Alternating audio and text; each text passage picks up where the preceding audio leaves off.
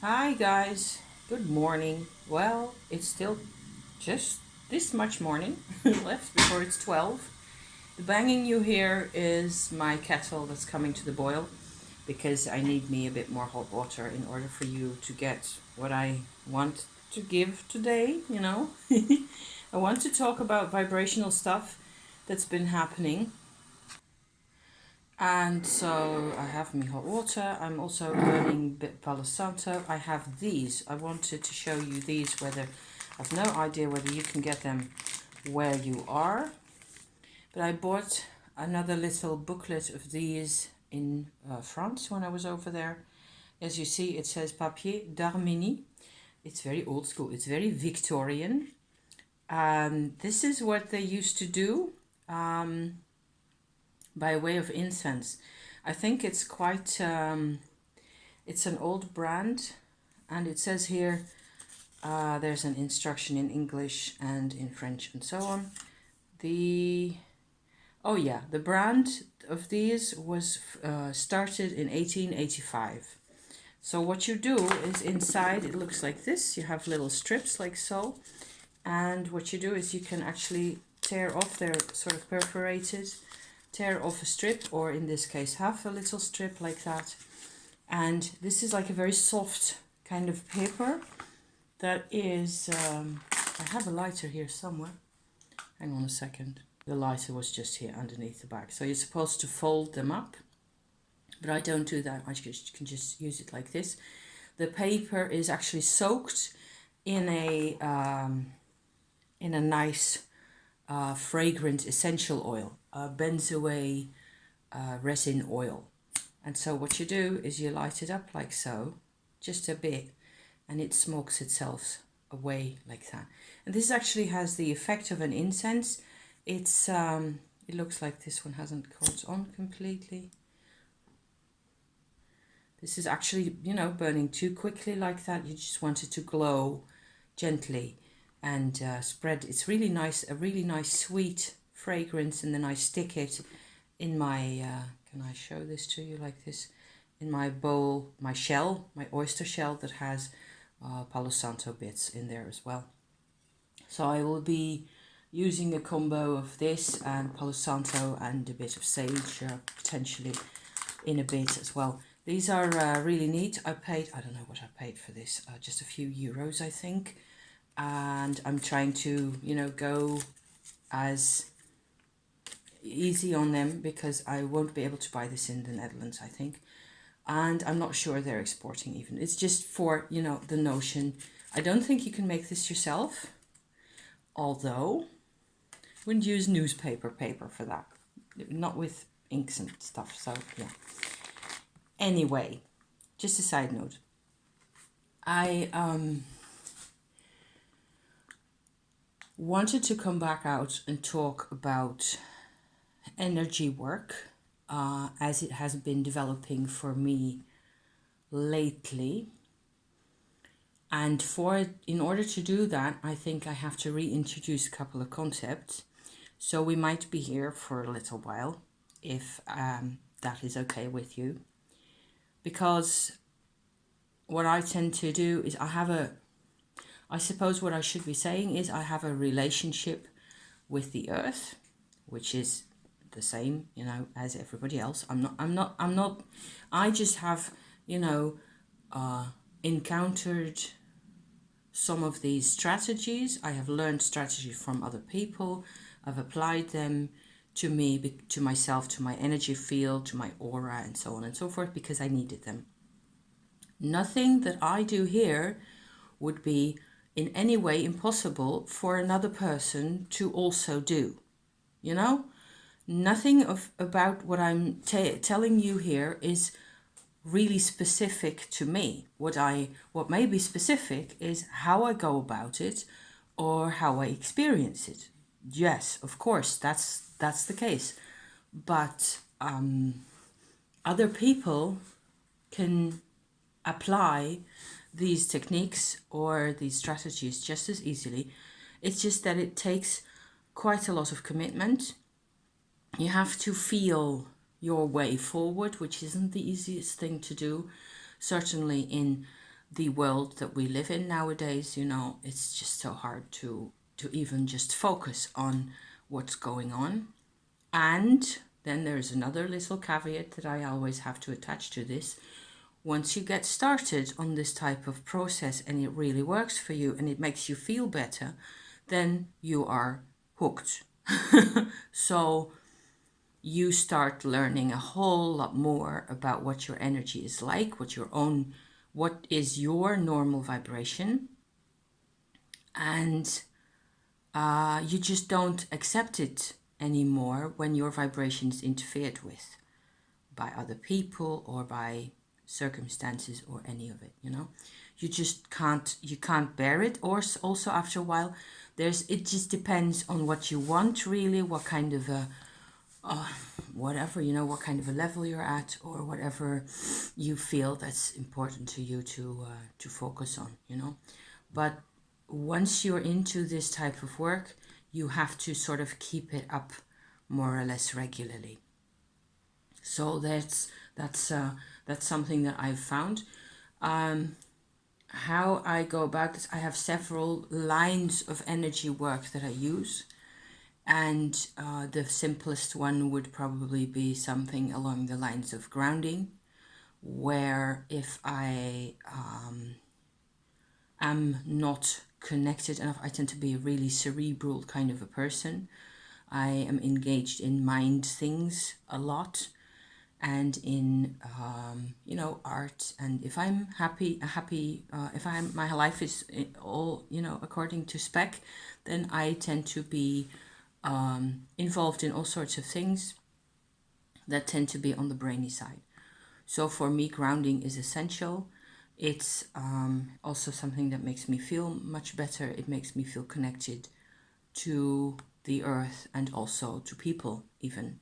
Because if I am grounded, I sit lower, my consciousness sits in my body, and it is much easier to recognize other people for what they are really doing or how they feel and so on, which is another complete rabbit hole, because you can, before you know it, you're involved in all sorts of things that you didn't need to necessarily. So there's the other. So apart from grounding, there's another rather important aspect to my approach to energy work, which is to figure out at which point I use my aura as a, so the field, the energy field around my body, right, as even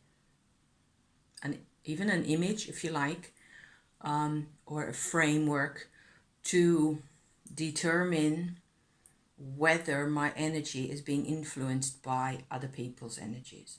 This is kind of important, you know. So there's a specific exercise that has to do with that, which I have gone into in the past in my channel, but I will go into it again in a bit. I'm just, you know, giving an intro here for all the different aspects to this whole energy work business, really. So then there's grounding, there is aura work, so to speak, and then there is white light work. And in a completely different line of, you know, approach of study, if you like, there's Kundalini work. So that's a separate kind of a little, you know, number 4 position in the whole of the thing. The Kundalini work is separate because it involves basically only investigating my own vital energy, my own Kundalini or Shakti energy, never in whichever name you're comfortable using. That is sort of absolutely connected to my person, to my personal history, to my body, to the earth. It is what, you know, what comes out of the earth and into me. It is not influenced by other people, or I don't think so anyway. So to work with Kundalini, to work with Shakti energy, as I have described it before, you can check out on my channel. There's playlists also about this kind of thing. Is a whole separate activity that does give me a lot more peace of mind. It does give me a lot more energy to work with, actually, also to work with in the other context, you know, the context where I have to be a human being to function on the earth with other people and so on and so forth. So that's the first, you could say, the first set of 3 approaches: grounding, aura, field work, and white light work, that they're actually sort of therapeutic and or maintenance kind of approaches together. And Kundalini work is something I do because I'm fascinated with it and because I have a personal, probably a deeper connection to that kind of a thing. Moving on? Yes, we're moving on. So I lit a little sage leaf at this point because I'm noticing that I wasn't breathing properly enough and I want to think and talk to you. And then for some reason the breathing didn't quite catch up as yet. Also, it's a bit stuffy in the house. I've had the house closed or during the night, and it's a bit colder outside, and so on and so forth. So, you know, I need to remember to breathe before I talk, actually. So, what else is there? Are there any significant other methods that I am using other than these? I return to, so in Kundalini yoga, okay, in Shakti energy work, which is more or less the same thing, I have a separate specific approach called Tumo, which is a Tibetan, originally Tibetan meditation technique where you bring your Shakti energy to a particular part of your lower belly and let it sit there for as long as possible and then see what happens, which is a grandiose, beautiful technique, which I think everybody should learn on this planet, but that's just my opinion. There are emotional and psychological and organizational inside, you know, consequences to doing Tumo work, which are specific to that, which mean that you have to also really make sure you come back to what's normal for you. You have to, you know, work on balance quite a bit. So that's a separate sort of a development from the Tumo, where you have to make sure that it doesn't blow you away, basically. It's once you've got a real good access to your Shakti energy, your Kundalini is awake, it's, you know, all over the place. You have to make sure that you manage the energy and that it's sort of, that you communicate with it to the extent that you feel the need. So at sometimes you can just let it burn, which is fine. And the more that can happen, actually, the better it is. However, there will be emotional developments from that type of, you know, enthusiasm happening through you. And it may well be that it's a type of vibration and type of feeling that you have wanted all your life. And you never could really get at it. And now that you do get at it, I'm just describing what it's like for me here. It may be scary. It also may feel, in some instances, different than you were expecting. You're very much alive. Everything is very real. Everything is very in your face also. So it, you know, I always think that I have to last longer than just today, right? So I have to make sure that I more or less remain in control, or I regain control after a phase where everything has been kind of overwhelming for me. So there's a psychological balance to that. Sometimes it's harder than other times. And a lot of that also depends on what my life is doing, what people around me are doing, and so on, you know. It isn't only a matter of apply this exercise and you will have this and that result. This is happening in a life situation, you know, and that will be the case for whoever does any of these practices on the long term. If you do it only once or twice and it doesn't do much for you and you just, you know, go back to whatever's your habitual way of living, then of course that's it. But nobody really ever says to you, I think, that Maybe that's why we have weird things like sects, you know, where people are in a context, they're sort of all lumped together and more or less forced to live by a certain set of rules.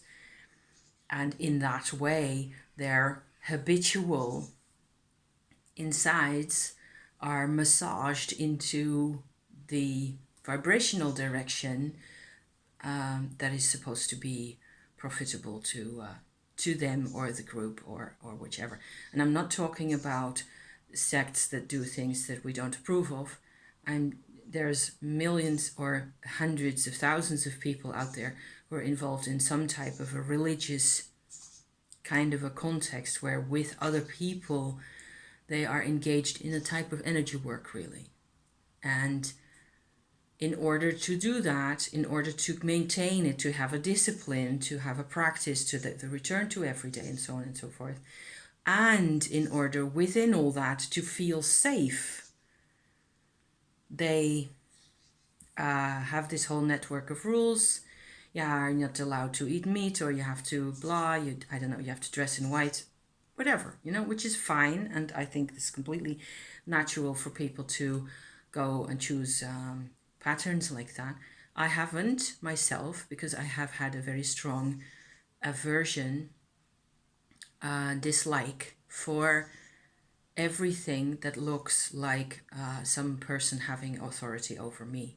So there's a whole, for me, and a whole important big layer of approaches and thought that circles around the idea of personal sovereignty for me, that is essential to the whole energy work situation, even though I don't even necessarily realize it, but it is. It's crucial that, and the more I do, for example, the more I become aware of how much gaslighting there is going on in the world, how normal a situation is that is in fact a situation of gaslighting in one form or another, where, and this is the case in sects as well, and I have some personal experience of a lifestyle that is like that, which is why I don't do it anymore.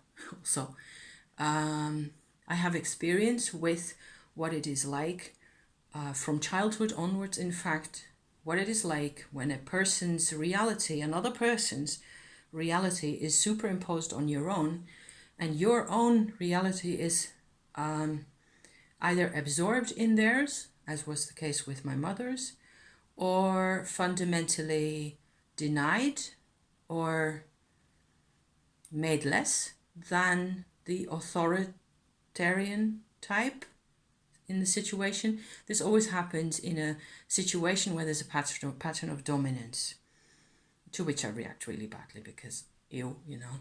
And it's an interesting phenomenon as long as you don't have to deal with it personally anymore. Often people will assume a position of dominance, even in a short-term interaction. And in the dominance pattern, there's this whole superimposition of reality onto the lower person, who then goes home thinking he's gone nuts and lost his marbles and everything's completely wonky and weird, you know. In those kinds of situations, you have to first be aware of the sovereignty pattern that you're supposed to be having, that's destroyed, you know, first of all, and then you can go into energy work for a bit and clear stuff out, and, you know, also distinguish again. It is a long-term exercise. All of this, the white light, all of it is an exercise in distinguishing between energies. What is mine and what isn't? What is mine for a while?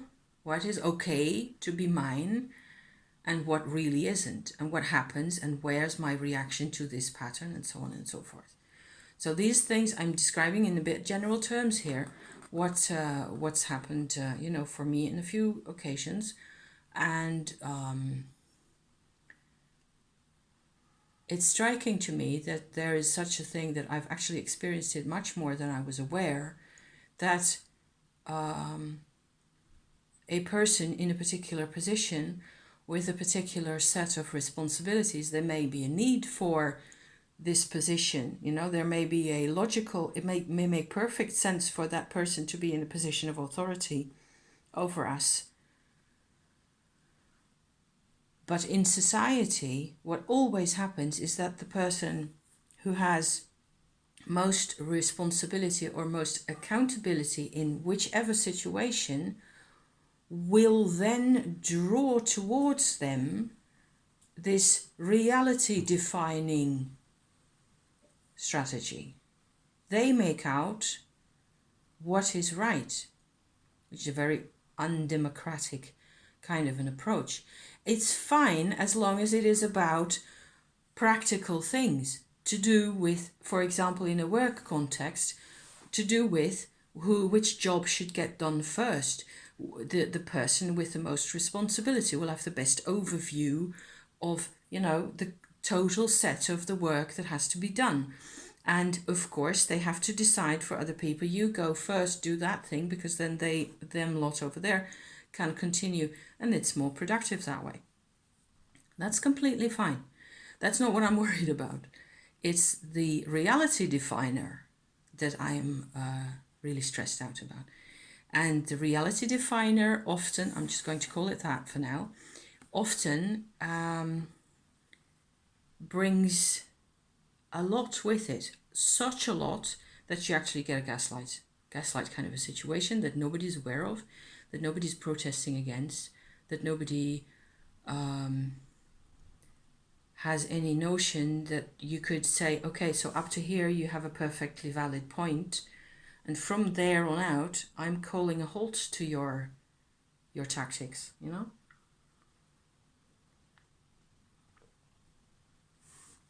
Plain hot water. Just hot enough for it to make a difference in my lymph glands. That's what I'm drinking here. So, back to the energy things. Okay, I'm just having a lengthy introduction here. I've done 22 minutes, and I've just done overview and psychological and social, consequences and repercussions and and all that kind of stuff.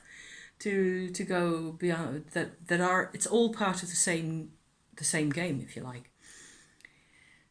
And because of where I come from, because of my background, I've had very few and very unstable connections to people. Always. So when I was growing up, even as a toddler or a teenager, I had only my mother, and my connection to her was not the best in the world. There were parts that were okay, and she was, to some extent, she was also a really comforting and comfortable person to be around for me. And she was, when she was more or less feeling okay, or when she didn't have to fight, I think, for her. There's a lot of priorities in her life that I don't really understand. And a lot of it has to do with things that I don't understand because I don't know the history of it. And recently I figured out that there were a number of things that she had in the uncomfortable side of things, more or less foisted unconsciously, I think, completely unconsciously, radiated around herself all the time she was alive, that actually originated with her own mother, and with attitudes that I have never experienced because I didn't know her mother. She died before I was born, and what I remember my mother, the little bits that I remember, because my mother also died a quarter of a century ago. So it all goes back into time, and I'm quite sure and positive that my great-grandmother, so my grandmother's mother, was actually also a very significant figure in this whole sorry tale. It has to do a lot with women and with a Puritan group of people that they were Protestant, I think. I'm sure they weren't Catholics. They were Protestant people. There's different kinds in the Netherlands, in terms of how strict they are, and also in terms of how they've got different rules. I'm not going to say that they're sects as well, but In a way, you might say that. So an important gaslighting, I'm just going to say this just for it to be, to have that out there and done. An important gaslighting structure, almost, you could say, is the one defining, the reality defining for women that women are inferior and or that women are sluts and are more physical than men, don't have souls, and a lot of blanks, and you fill them in, okay? You know what I'm talking about. Whether you're male or female watching this video, in whatever period of time, you will be able to tell, okay, there were things going on there that just didn't really make a whole lot of sense. And there's still millions of people out there who believe that women are stupid or more physical oriented. Women always want to have sex. Women always want to have children, or women hate having sex, and all that type of stuff. Assumptions are the baseline of this reality programming thing going on. This gaslighting kind of a structure. It's all about I'm having one teeny tiny bit of information that applied in one particular type of context, and I'm leaving out as much of all the side information as possible, and then making an assumption based on this little thing. So they're lies, basically. It's basically about lies. My lies, my mother's lies, my grandmother's lies were that women are dirty and women are evil and stupid and only out after a completely hidden, what comes up for me is a completely hidden enemy to the state, enemy to the agenda of the dominant male, kind of a oppressed dark web of women. And the horrible thing is that the women themselves were utterly and completely convinced of their own evil. That's where my hurt lies with all this. And I don't want to forget about this at all, ever. So I have to do my energy work in such a way, and I will get to that in a bit, finally, after half an hour. After I've had a couple more sips and a couple more deep breaths, because I talk more than I actually manage to inhale for. So yeah. Sips. Below a certain temperature, it doesn't really work for the lymph glands anymore, which is okay, because then you still get hydration, but the lymph glands need only real hot water to get. That's the only thing that really gets to them. And you can tell if it's working by your whole body really heats up a couple of degrees, and you can feel it. I can feel it certainly in my head, that there's more lymph drainage that way. Pretty excellent. I really recommend drinking hot water every day the rest of your life. So, was I done about the women? I'm never done about the women. I don't talk about feminist type issues often, because I don't think there is really a agenda that fits my bill as far as women and men go. I think a lot of the time the situation is way more complicated.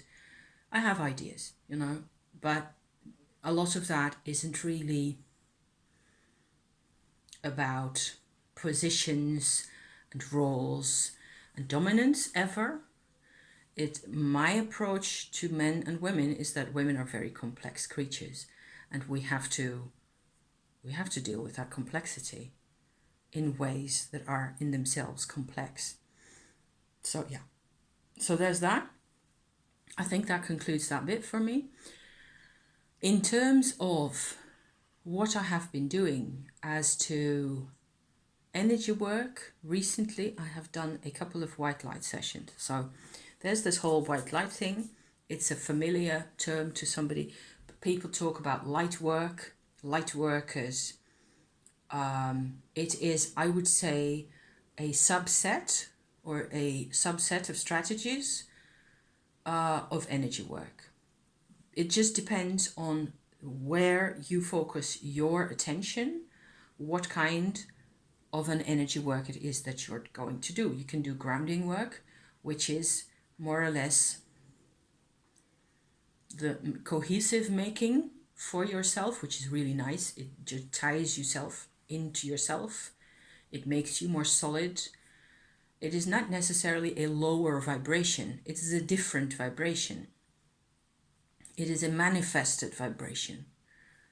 So you are working with energies that have a lot to do with things that are either in the very present or in the past, which is how people encounter fields of old energies. For example, visiting old graveyards or battlefields or other areas where there have been troubles. If you're sensitive to that kind of thing, the energies of the past that I think most often when the energies come to you, it is because they are looking to get out and up. The white light is the other end of the spectrum for us as we sit here and stand here. It is what I've learned to use myself. I call it a divine tool. So it isn't divinity necessarily. You do not have to talk to God unless you want to, because I think that's allowed. I am not the one to say what's allowed or not.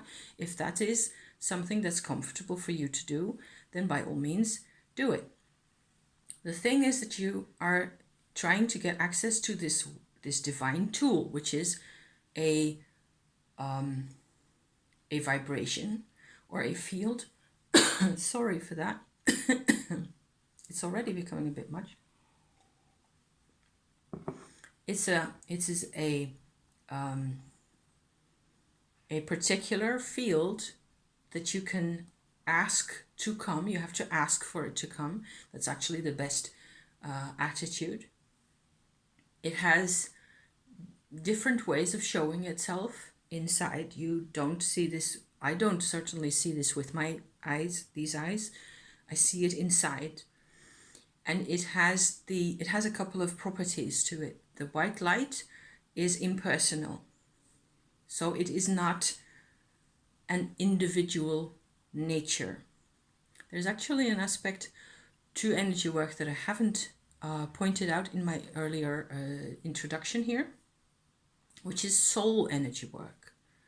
So that would sit in position number 5, right next to the tumo, okay? Way off the screen, if you don't mind, because we're not going to go into that. The thing about soul work is that soul energy, soul light, is, in my experience, also a white light, except that it is personal. So that's how you identify your soul dimension.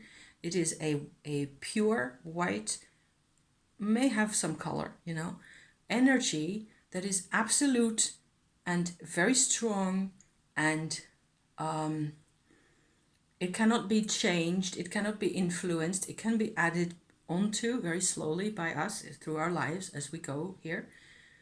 But it isn't absolute, but it is personal. Whereas the white light that I was talking about just now, the divine tool, is actually impersonal. The good thing about that is that it applies everywhere. The white light will, if you let it, basically, or if you want it to, if you ask and allow for this to happen, and if you agree with what it is doing, then you support it. You're there when it is happening, right? That's this kind of all this can happen just as you stand here in your kitchen. It's fine. It's not. You do not need to ask anybody else. You do not need priests. Yay for that. You can do this. You are human. That is what humanity is about. And the most disparate kinds of human beings have actual white light connections that they are even aware of in their consciousness to one extent or another. They can pray for people and things happen. They can heal people by touch and things happen. They, stuff like that. All that is basically white light doing its thing through them in all sorts of ways. Whenever healing occurs, I would say it is what's happening is that there is a negative pattern or energy or field being extracted from a system, a person, a life, an animal even, and the negative, what used to be negative in context with the person, with the system, is extracted from it.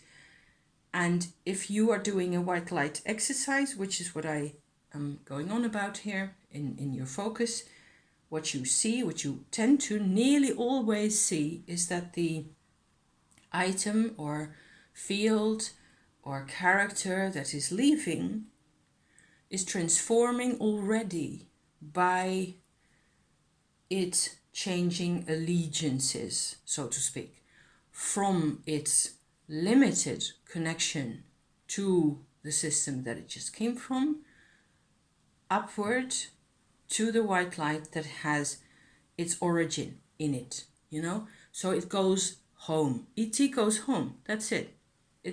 Except it's a lot more, it happens all the time.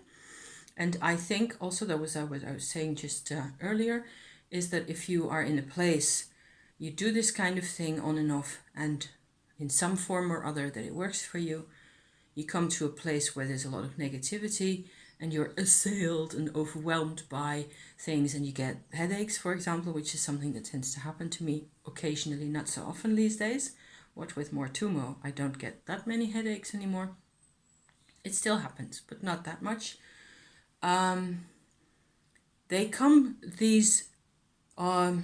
These fields come to you because they sense an opportunity.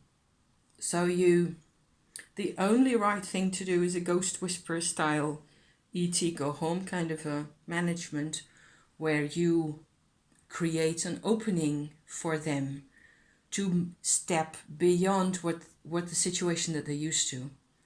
I'm talking about these as if they're actual characters. You might see them or visualize them as cartoon figures, if you like. Doesn't matter. I have at one time, it's a couple of years ago, visited a really old church in the north of France it's beautiful. I don't think I ever vlogged there. It has a little water fountain that I think they actually walled up now. Used to be a sacred well, kind of a situation. And they brought babies there. And the water of the well, they brought stillborn children. And the water of the well would revive, or seem to revive, whatever that really meant to those people, the child for just a little while, so they could get baptized. This is a really interesting, little ghost thing going on here. Because the idea would be that they then would be saved. The identity, the soul, the person inside the child would then be safe from the pandemonium reigning in the nether worlds, in the ghostly realm that they would otherwise just be left to go to. In my experience, I once went, I've been there 10 times or so. It's a beautiful place, a gorgeous, great old medieval cathedral with sculptures on the outside and a little old Mary statue on the inside. And it's basically quite simple on the inside, because there are services there, but not that many anymore. And I suppose it's a part-time job added on to some other priests from a larger town in the neighborhood somewhere. They don't. I don't think they've got their own priest anymore. I'm not sure. I wouldn't be able to tell. It is a bit of a tourist attraction in the neighborhood, and I visited there the last time I was there. I think I noticed it depends for me very much on which moment I am there. If I get there, I can get there 20 times and not have any problems or not notice anything. And the 21st time, all of a sudden, splitting headache, feeling sick, migraine, it's very unpredictable. So At that point, we actually had to stop our trip. We were driving through the north of France on our way to a holiday location, and I had to stop by the roadside and sit for quite a long time, have a bit more to eat and so on, and a couple of aspirins and whatever. And then I did a white light investigation, where at first what I do is I invite the white light to come into my field, to come to me, and it sort of sinks through my aura. It takes a while because there's all sorts of stuff in here around me that needs to be evacuated, so that, takes about 10 or 15 minutes or so. And then it gets to the ground floor, and around my my legs, basically, in my aura, there is, if this is the ground level, then like this around my from my knees downward, actually there's a whole area where there's all sorts of other stupid, I was going to say, energies that are more like real earth energies, but they have been working, and they're tired and they just don't want to move anymore. And it's very slow. It tends to really slow you down, that type. If there's too much down there, sticking white light in there tends to make everybody very happy. So up they go, or out, or, some of them, at least you feel a lot freer to move, which is what I've experienced about 100 times, I think. All that is just still very much what you have been doing, how you have been, what your life has been like, and what your personal interaction with things around you over the, since the last time you did this, basically, for a number of weeks or whatever time you spent. There's all these energies that accumulated in and around your own personal field that you still have to sort of clear out before you can see clearly into the earth, which is where the next interesting phase happened. And that's where I suddenly noticed that there was this whole crowd of kids. There was a massive, humongous crowd of kids hanging around in my, what's called the Earth Star chakra. So that is just below ground surface, right there, going down into the earth for quite a distance. And so I have had that experience of energies blocking up this earth canal down from the Earth Star into the earth, all the way to the heart of the earth, really, basically. That first area of, I don't know, 100 meters or so, just a personal impression, tends to get clogged up by energies of this kind, ghost energies, if you like. If just to define, ghost energies are energies that haven't really got anything to do with me. They're similar to the gray energies that are in my aura, that have to do with processes, that have to do with, if a car drives by you, there's a person inside the car, but even just the car driving, the mechanism of that, it has a vibrational nature. And so there may be a dozen, let me say a dozen fields of energy attached to that single car. I'm not trying to freak you out here. And I'm not saying that that's actually the case, or that is the case each time that a car passes by you. Thank God, no. But the more you do this kind of thing, the more you notice that, okay, here, there's actually something here that looks, if I were to really look at it, it looks like a little troll of some sort. Not a many-colored one, like in the movie, but more or less, grayish lumps of clay with expressions to a certain extent, mostly expressions of sadness, often. Sadness and weariness are the qualities that you see there, that you may very well feel you're exhausted yourself, so you may very well feel, I'm so tired and I feel kind of sad and I have no idea why. That's why you're listening to me talk about this. Because in those kinds of circumstances, I can tell you that 99 out of 100 times, if you let the white light come into that place where this is happening, however you feel or experience this, you might notice, okay, that there is an element to this sad feeling. Let's just keep it down, narrowed down to that for a bit. There's an element to this sad feeling that is yours and an element that isn't. And if you put white light in there, you ask the white light to come and make clear for you what is what, okay?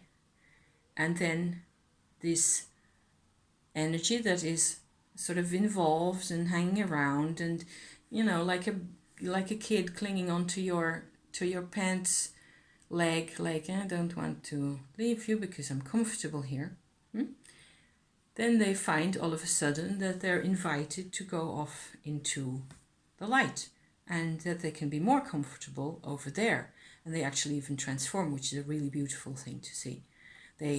You can see their true nature, and all their exhaustion is gone, and their sadness is also gone, or transformed into wisdom and things like that. It's a really beautiful process. I can recommend everybody, if you're interested in this kind of thing. So that's why white light is so essential to me, to keep doing this. I have to do this it depends on what my life is like, how complicated it is. I have done quite a hefty helping of white light energy workings over the past summer, what with, trolls and things happening that weren't really easy to solve for me. And it took me a long while to get things sorted, and the only thing that I could do to make myself feel any better was this. So what then happens in the case of the church building that I was mentioning just now, that I said with all the ghost children in the earth, so the ghost children, a part of the ghost children was still there. So the church hadn't really been able to help them go, help them to the light, It hadn't really, it had given them a certain kind of validation, but it hadn't really changed anything for them, I think. Which is a shame in a way, It might have been easier if it had been more effective, all this process. And it depends, I suppose it depends very much on the priest doing the actual job at the time. If they had a light connection, those are gone, those are okay. So what with the white light going in there and creating like this sort of an immense highway for those kids to go up, I was just watching for the rest of the afternoon, kids going, and they were fine. They were really happy that somebody was letting them out finally. Thousands of kids over the centuries, I suppose. It was what I felt. It was what I saw. And it made me feel a whole lot better. So, but none of those kids were in any way really connected to me personally, other than that I have, for some reason, a connection with this type of work. I apparently, this is my sport. I do this for the world, and because it makes me feel better, and I don't know, it seems to work. So there you go. So there's a whole new set of things, which was actually what I was going to get at, but what with lengthy introductions and all, I won't be able to in this video. So I will stop right here. Thank you for watching, because I will be moving on to part 2, where it is about personal things in the earth. Okay? See you over there in a bit. Thank you.